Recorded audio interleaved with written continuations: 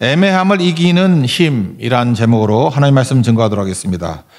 예루살렘 입성은 그 앞에 있는 문화 비유하고 연결되어서 봐야 된다고 생각을 합니다. 문화 비유 지난주에 살폈는데 내용이 뭡니까? 인생은 애매하다. 그게 핵심이에요. 왜냐하면 10명에게 똑같이 10문화를 나눠줬는데 문화가 뭐냐? 100데나리온, 일당 10만 원으로 친다 그러면 일당이 데나리온이니까 1000만 원쯤 됩니다. 1000만 원이 큰 돈이냐 작은 돈이냐 물었는데 애매하죠. 물론 거지 같은 사람이야 큰 돈이겠지만 또 부자들은 그 큰 돈 아닐 수도 있거든요. 진짜 애매해요. 1000만 원 갖고 장사를 하라? 애매하죠. 그 뭘 할 거야 그거 무슨 뭐 풀빵 장사도 쉽지 않을 걸. 1000만 원 갖고 잘 안 될 걸. 애매하다고요. 이거 1000만 원. 거기다가 장사하라 그랬는데 장사하는 대상이 주인을 미워하는 사람들이라고 얘기를 합니다. 애매하죠. 아니 여기 가서 어떻게 장사를 해요.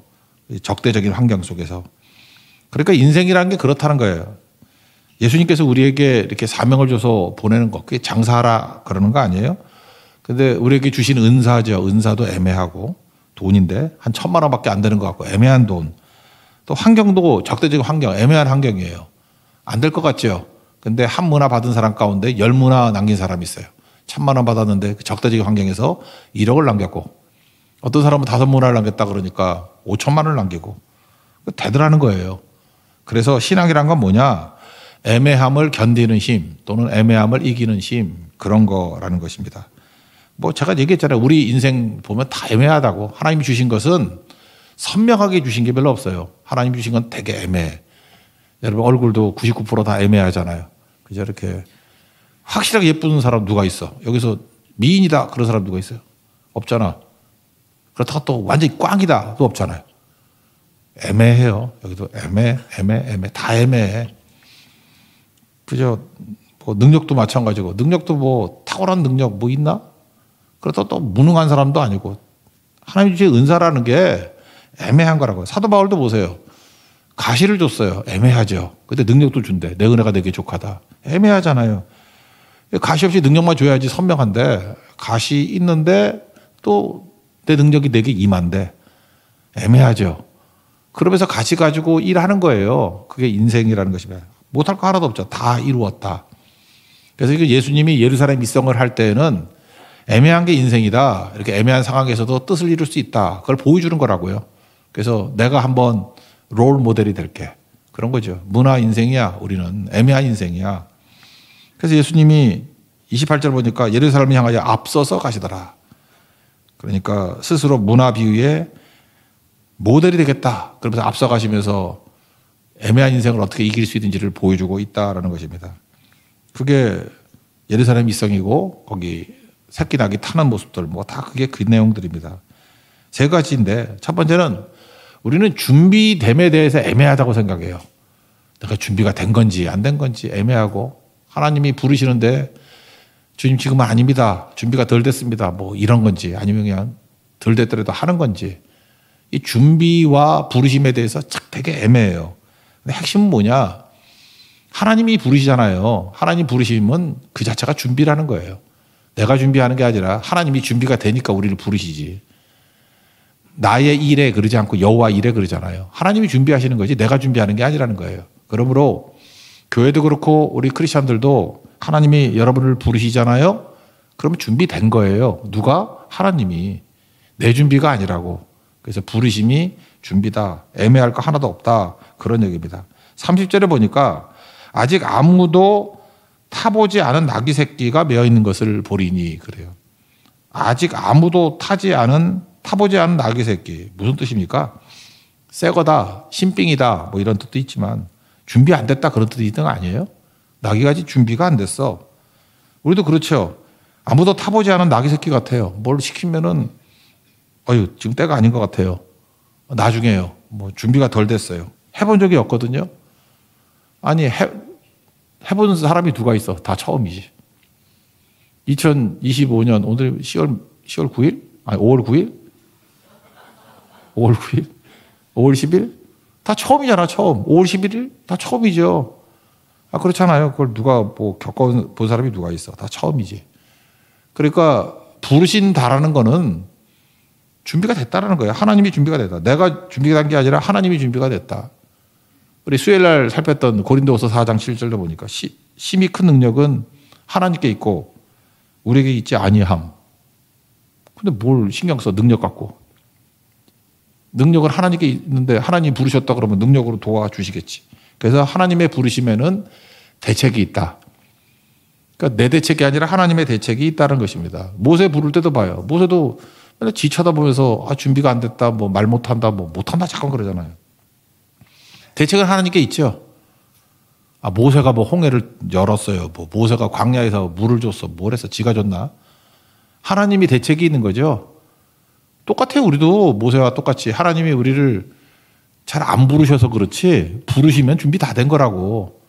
그러니까 자꾸 자기 쳐다보고 이상한 행동하지 말고 하나님이 나를 부르시잖아요. 그럼 하나님의 대책이 있고 순종하고 따르면 된다는 것입니다. 지금 18장부터 계속 나오는 얘기가 뭐예요? 영생이 뭡니까? 그랬더니 나를 따르라. 그게 영생이잖아요. 영생. 예수님 따라가는 게 영생이라고. 그래서 제자들도 보면은 뭐 다 나를 따르라 그러지 않았나? 베드로 안드레 나를 따르라 그랬더니 금을 버려두고 세베대의 아들들 야고보와 요한은 좀 부자였는가 봐. 배와 아버지를 버려두고 선주집 아들이겠죠? 하도 버리고 따르잖아요. 문제는 뭐야? 따라갔잖아요. 따라. 세리 마태도 나를 따르라 그랬더니 따르고 더 따라갔잖아요. 바디메오도 눈뜨고 난 다음에 18장 43절 끝에 보니까 하나님께 영광을 돌리고 예수를 따르니 지저스 팔로워가 됐잖아요. 예수 따름이. 따라가는 거죠. 그 나오는 부자 청년 거기서 재산 팔아 나눠주고 나를 따르라. 팔아주고가 핵심이 아니라 그랬죠. 나를 따르라.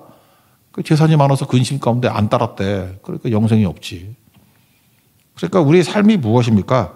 주님이 부르시면 나를 따라오느라 부르셨잖아요. 그러면 그냥 따라가는 게 준비예요. 준비 다 된 거라고. 따라가면 되는 거라는 것입니다. 그러면 주님께서 왜 나를 따라오라 그러느냐. 예수님이 하나님이시라며 혼자 다 할 수 있잖아요. 근데 여기도 보세요. 31절, 33절 다 나오는데 낙이 새끼기 풀어오면 주인이 물을 거 아니야. 왜 가져가? 그럴 거 아니에요. 그런데 뭐라 그래요? 주가 쓰시겠다 하라. 주가 쓰시겠다 하라.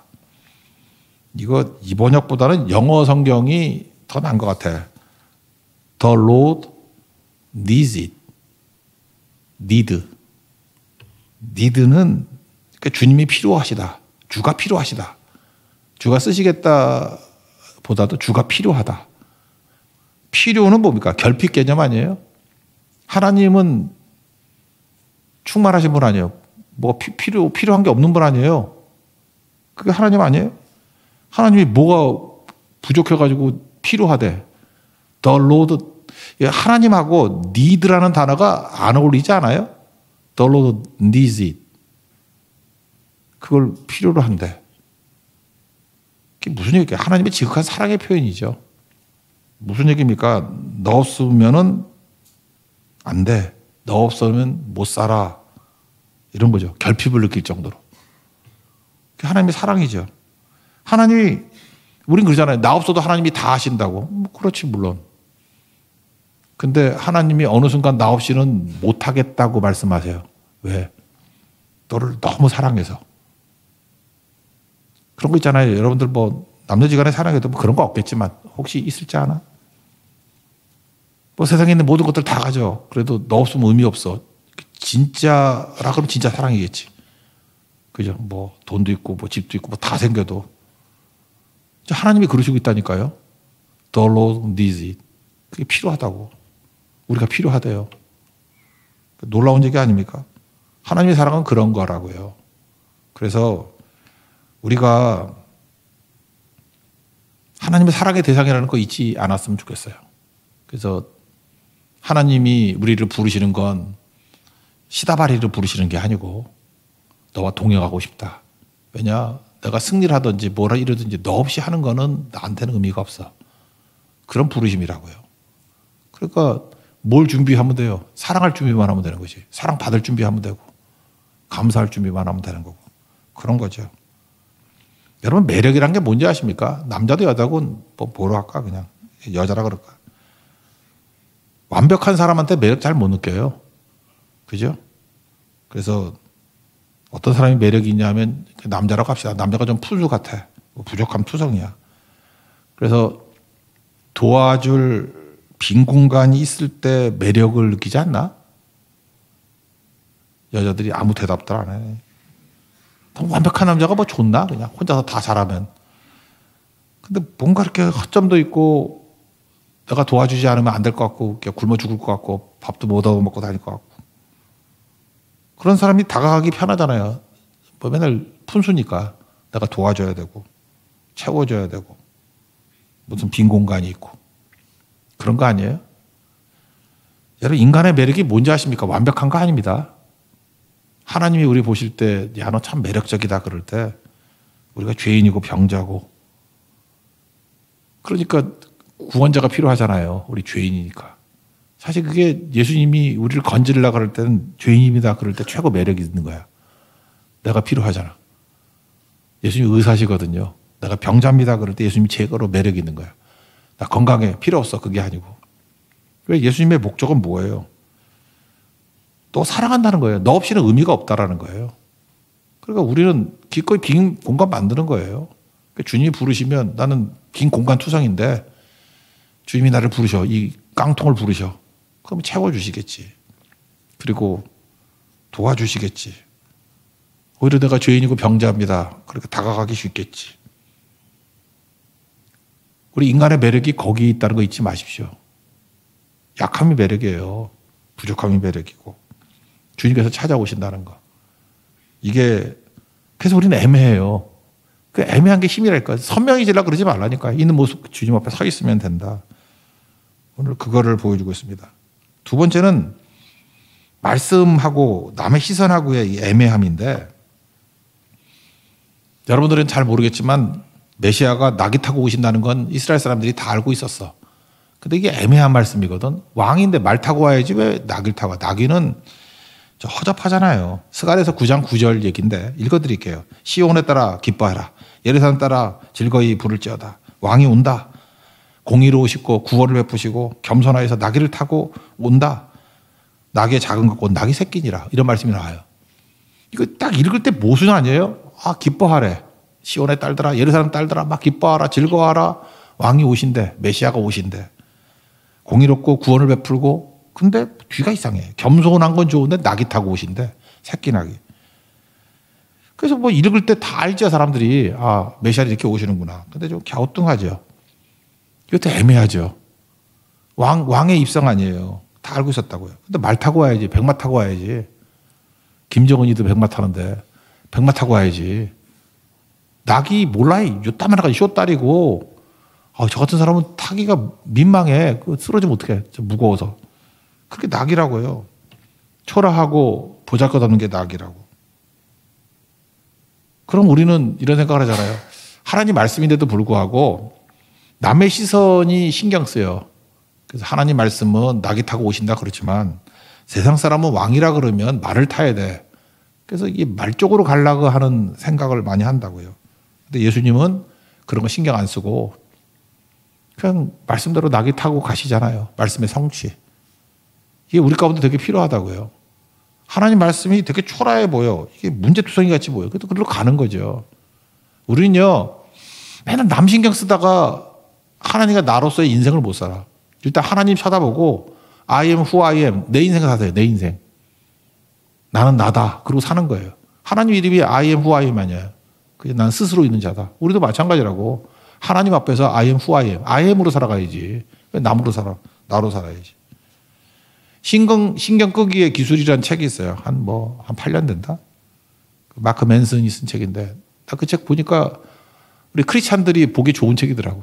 맨 남 시선 신경 쓰는 사람들 보면은 신경 끄기, 이거 필요한 것 같아. 7장에 보니까 이게 진짜 거의 복음 같은 얘기예요. 견딜 수 있는 고통을 선택하라. 그리고 견디라. 저는 이 챕터 너무 좋아해요. 견딜 수 있는 고통을 선택하라. 그리고 견디라. 부르심이 있잖아요. 우리 사명이 있잖아요. 그 사명 선택해야지. 견뎌야 되는 고통이에요, 그건. 뭐 크니 작으니 필요한 게 아니에요. 견뎌야 될 고통이라고. 그리고 견디라. 목사로서 뭐 주어진 것들이 있잖아요. 뭐 성실해서가 아니라 그것도 뭐 고통도 있지. 뭐 좋은 것만 있겠나? 뭐 고통도 있고. 여러분 크리스찬으로서도 뭐 좋은 것만 있나? 고통이 있죠. 그거 선택하고 견디십시오. 이게 되게 중요한 개념이라고 생각해요. 그러니까 견뎌야 될 사명을 선택하고 부르심을 선택하고 견디는 거. 견딤이 뭐예요? 그게 믿음이죠. 에무나. 사람은요, 이렇게 평탄할 때나 뜨거울 때 어떤 결정하는 건 가짜입니다. 뭐 예쁘고 멋있고 뭐 남자가 멋있고 뭐 이럴 때 뭐 잘 나가고 이럴 때 사랑 못할 사람이 누가 있어. 근데 약점이 보이거나 허점이 보이거나 차가워졌을 때 그때도 신뢰할 수 있고 믿을 수 있으면 그게 진짜죠. 인생은 뜨거움만 갖고 사는 게 아니고 차가움도 있잖아요. 뜨거움과 차가움. 그 차가울 때가 어찌 보면 진짜 모습일 수 있다고요. 요즘에 많이 먹자고 제가 피자 되게 좋아하거든요. 피자, 그 하와이 안에 치즈, 왕창 이런 것 되게 좋아요. 제가 피자를 얼마나 좋아하냐면 우리 어떤 목사님 집에서 맨날 피자 시켜 먹고 했었는데 그 집은 사제 피자 같은 데야. 피자 초이라고 브랜드도 없는 것 같지 보죠. 거기 만드는 데야. 되게 맛있어. 오면은 저는 식은 피자가 싫어가지고 뚜껑 살짝 열어가지고 하나 뜯어가지고 먹고 다시 덮어놔. 그리고 겨울 같은 이불 있죠. 이불을 덮어놔. 그래 맛있거든. 끝까지. 그래서 이불 들치는 사람한테는 내가 좀처럼 화를 안 나는데 막 화도 내고 이불 덮어! 막 그러고 쳐다보면 쳐다보지 마! 그러고 그렇게 그랬거든요. 왜 그러냐면 피자는 따뜻할 때 제일 맛있어요. 근데 그 집 피자가 좋은 거라는 걸 알 수 있는 게 뭐냐. 약간 식었는데도 시간이 지났는데도 맛있어. 그리고 다시 렌즈에 데우면 똑같은 맛이 또 나와. 왜? 치즈가 좋으니까. 우리 인생이 그래요. 뜨거울 때는요. 허접한 피자도 대충 맛있어요. 온도 때문에. 근데 우리 인생도 이렇게 뜨거울 때만 있는 게 아니잖아요. 차가울 때가 있잖아. 그러니까 하나님 말씀이라 그러면 고난이 올 때. 이때 하나님 말씀이 세상의 기대와 어울리지 않고 좀 그래. 그죠? 세상의 시선하고 좀 충돌이 일어날 것 같아요. 그때 말씀 붙들고 나가면 그 진짜가 된다니까. 진짜 믿음의 성장이 쑥쑥 일어나고 그래요. 여러분 인생의 애매함이 뭔지 알아요? 하나님 말씀과 현실이 세상 사람들의 인식이 맞지가 않아. 크리스찬들은 하나님 말씀이 옳습니다. 아멘 그러는데 세상 사람들은 그 개나 줘보려 그런다고 하나도 맞지 않는 것 같이 보여요. 이게 좀 어리석은 것 같이 보이고. 그럴 때 말씀 붙드는 거라고. 애매함을 이기는 게 뭐예요? 고난 중에 하나님 말씀 붙드는 거라고요. 그때 승리할 수 있다는 것입니다. 여기 남녀지간에 교제하는 분들 있죠. 참 그래요. 결혼은 언제 해야 되냐 하면은 뜨거울 때 하는 거 아니에요. 그래서 철없는 애들은 맨날 뭐 뜨거워가지고 뭐 사귄 지 3개월 됐는데 결혼한다 그러고 아유 철이 없어가지고 내가 그래서 맨날 얘기하는 게 추나추동은 보내야 된다고 사계절은 보내야 된다고 그러는데 추나추동이 뭐예요? 인간관계 속에서 겨울도 있잖아. 겨울은 뭐죠? 막 대판 싸울 때 아니면은 뭐 형제가 전근을 가든지 뭐 자매가 전근을 가서 어디쯤 간다 그러면 될까? 한 대구쯤 가 있고 만나기도 힘들고 뭐 주말이나 간신히 만나고 아니면 뭐 2주에 한 번씩 만나고 그러면 불꽃이 꺼지잖아요. 그래도 그 사람 없이는 못 살겠다. 그러면 결혼해도 돼. 왜냐? 추나추동 다 겪었으니까. 그런데 이게 2주에 한 번씩 만나고 이렇게 뜸해지니까 사랑도 식더라. 그러면 그거는 결혼하면 안 될 뻔했던 거야. 그죠? 그건 결혼해서도 그런 일이 벌어질 거 아니야. 그럼 뭐 그 다음에 이혼할 거야? 그러니까 그런 상황을 미리 겪어서 그때 식어져가지고 밥맛이 떨어진다 그러면 그 밥맛은 하나님이 밥맛 떨어지게 만든 거야. 짝이 아니라는 거잖아요. 이게 지금 결혼만 그렇습니까? 하나님 안에서도 우리도 마찬가지라고요. 우리 믿음이 진짜인지 아닌지, 믿음이 순수한지 아닌지를 언제 알 수 있냐. 뜨거울 때 몰라요. 만사 형통되고 뭐 잘 되고 박수 받고 누가 보더라도 저거 뭐 축복받고 그럴 때 순종 못할 사람이 누가 있어. 차라기도 와서 기도만 하면 뭐 그냥 문제가 다 풀려버리고 뭐 하나님 뭐 100만 원만 주세요 그랬더니 주님이 갑자기 돈다발로 1억으로 얼굴을 때려버리고 그럼 그 순종하는 게 뭐 힘들어, 그거 뭐. 그죠? 주님은 100만 원 달라고 그랬더니 1억을 주시네, 뭐 이러고. 그럼 나도 기도하겠다. 그죠? 여러분, 뭐 기도 못할 사람이 누가 있어? 아마 이거 미어 터질걸? 근데 100만 원 달라고 그랬더니, 그죠? 집에 도둑이 들어서 200만 원 훔쳐가고. 이러면 힘들다고, 그때. 이거 차라리 이걸 가야 되나 말아야 되나. 도둑 들었어요. 뭐 이러면 할 말이 없죠. 그때 다시 말씀 못 들은 거죠. 말씀 못 들고. 고난 중에.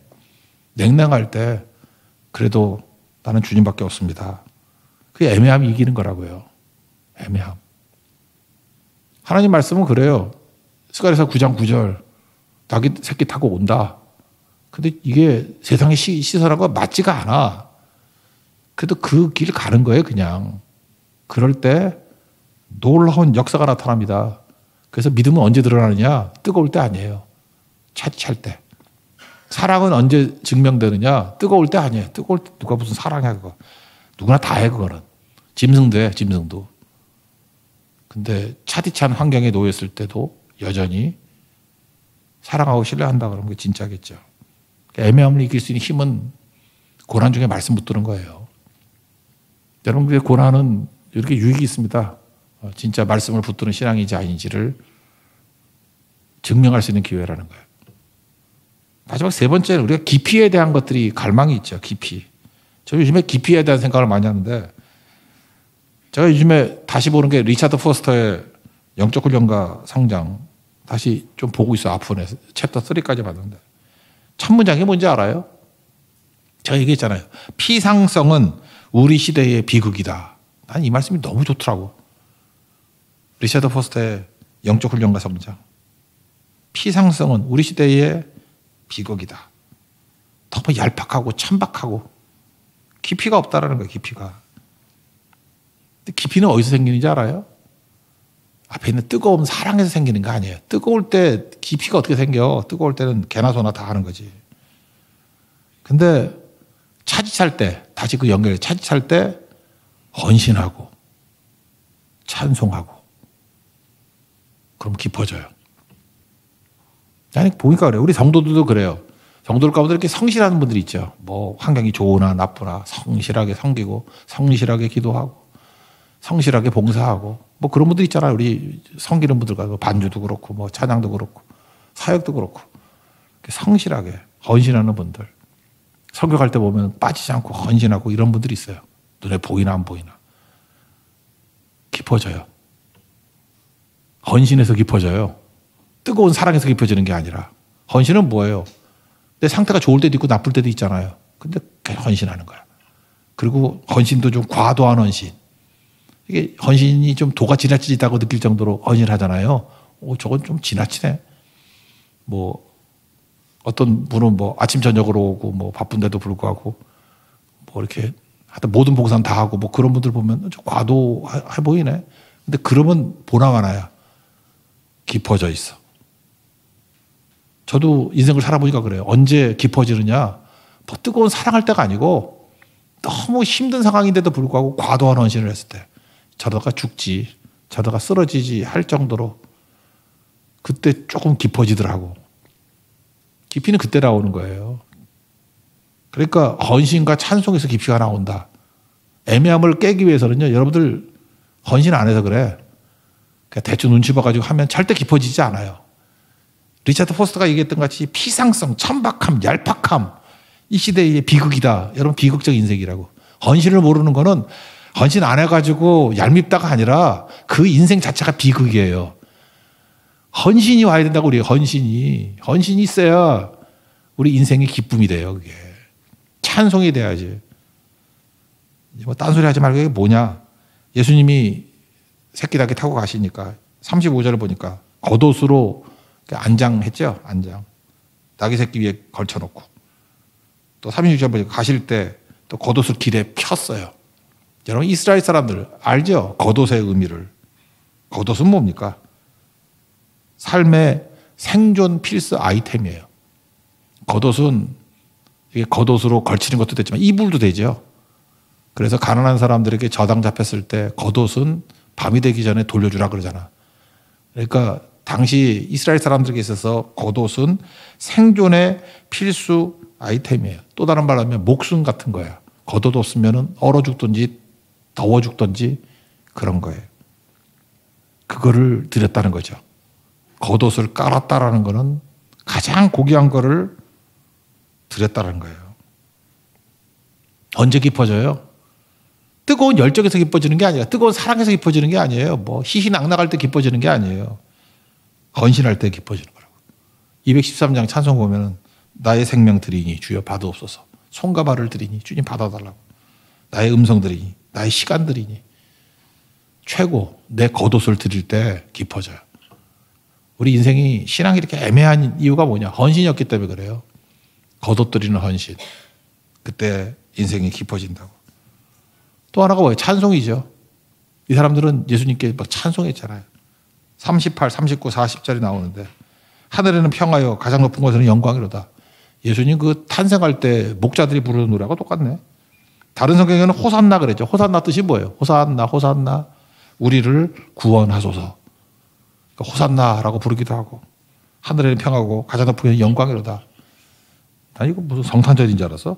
성탄절 노래가 여기 나오네. 그랬더니 바리새인들이 아니 이게 뭐야 저 책망하라고. 그랬더니 예수님이 뭐라 그래요? 침묵하면 돌들이 소리 지른다고. 그래서 예수님 책망 안 해서 돌들이 소리 안 질렀어요. 그러니까 무슨 얘기예요? 찬송하는 거. 찬송하게 될 때 우리 인생이 깊어진다고. 이 찬송이라는 게 뭔가 생각해 보니까 여러분 지금도 찬송 제대로 많이 안 하고 그러는 사람들 보면은 벌써 느껴져. 노래는 잘하는데 찬송을 많이 안 했던 사람이 이렇게 찬양 인도라거나 뭐 이렇게 해보면은 딱 느껴져. 찬송이 몸에 배질 않았어요. 사람의 변화는요. 사람이 이렇게 한꺼번에 변화되는 게 아니고 물드는 거야. 물드는 거. 채색이 된다 그러죠. 물 들어가야 되는데 찬양도 많이 해야 돼요. 많이 하면 이게 물드는 거야. 찬양이. 그럼 찬양이 되는 거라고. 찬양한다 그러면 적어도 100번 정도는 불러야 되는 거 아닌가. 그죠? 그러면 이게 물이 들어버려요. 그리고 미리 연습하고 준비하고. 근데 대충 와서 찬양하면 이렇게 평시도도 그래. 찬송이 안 나와. 물이 들지 않아서 겉돈다니까. 얄팍한 거예요. 다시 얘기합니다. 피상성은 우리 시대의 비극이라고. 찬송조차도 자막 없으면 못 부를 정도라고. 그러니까 일단 찬양 좀 간단하게 만들어야 되고 반복해서 물이 들어야 돼. 찬양에 물이 들어야 된다고요. 물이 들으면 악보도 필요 없고 정확히 부를 수 있어요. 그게 준비예요. 잠깐 이것저것 하지 말고. 물드는 인생. 우리가 애매한 인생에서 깊이 있는 인생으로 가기 위해서 꼭 필요한 건 뭐냐? 인생이 애매하거든요. 깊이는 일단 과도한 헌신을 하십시오. 겉옷 깔고. 그럼 깊어져요. 그리고 찬송으로 물이 드는 인생이 되면 너무너무 깊어집니다. 그래서 성도의 깊이는 찬송에 있어요. 그래서 교회가 깊이가 없는 교회를 보면 찬송 똑같은 거 여러 번 하면은 교인들이 막 짜증을 내. 한 번 부르면 됐지. 잠깐만 왜 불러? 그래서 좀 더 하면 막 집에 갈 태세야. 근데 깊이가 있는 교회를 보면은요, 찬송에서부터 물이 들어가. 찬송이 어느 순간 자기 고백이 돼버리고 찬송과 자기 인생이 믹싱이 돼버려요. 이게 나인지 찬송인지 모를 정도로 물 들어가는 거죠. 그게 깊이라는 것입니다. 예수님께서 지금 문화 비유를 통해서 야 인생 세상적인 시각을 놓고 볼 때는 모든 게 다 애매해 보이는 거야. 근데 주만 의지하면서 돌파해가. 예수님이 샘플로 보여주고 있잖아요. 돌파하고 나갔더니 여러 가지 애매함이 있잖아요.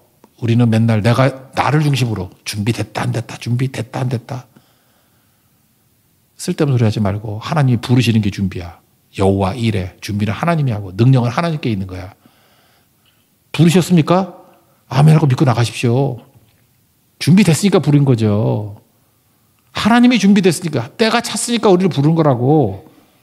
그러면 순종하고 나가는 거 그거보다 더 큰 능력은 없다는 거예요. 오늘 혹시 애매하다 그러면서 준비 안 됐다고 머뭇거리고 불순종하고 그런 것이 있다 그러면 돌이키시고 부르심이 준비라는 그 말씀에 순종하는 하나님의 종 되기를 축원합니다. 또 한 가지는 남의 시선과 말씀, 이게 좀 애매하거든요. 왕이라 그러는데 무슨 낙을 타고 와. 그래서 말 타려고 그러지 말고 고난 중에도 하나님 말씀 붙들고 나가라고. 뜨거울 때보다도 차디 찰 때 말씀 붙드는 거, 그게 진짜입니다. 추나추동 하나님 말씀, 특별히 겨울에 든 말씀, 겨울에 순종하는 말씀이 진짜 능력이라고요. 그리고 깊이 없는 천박한 인생, 피상성은 헌신과 찬송에서 이겨낼 수 있습니다. 헌신하십시오. 그리고 우리 3년차가 뜨겁게 찬송하는 인생 되십시오. 주만 의지하십시오. 깊어질 것입니다. 애매함을 이길 수 있는 능력이라는 거예요. 오늘도 예수님의 그 예루살렘 입성과 낙이 타고 오는 모습들을 통해서 예수님이 우리에게 보여주셨죠. 인생은 애매한 것인데 애매한 것을 깰 수 있는 힘이 바로 여기에 있다는 거예요. 순종하십시오. 헌신하십시오. 찬송하십시오. 말씀 붙들고 돌진하십시오. 주께서 길 열어주시고 승리 주시고 나중에 죽음을 통과한 부활까지도 우리를 이끌어 가신다는 거예요. 그 승리를 맛보는 믿음의 종 되기를 축원합니다. 자리에 세련하겠습니다. 주만 의지에 찬양하겠습니다.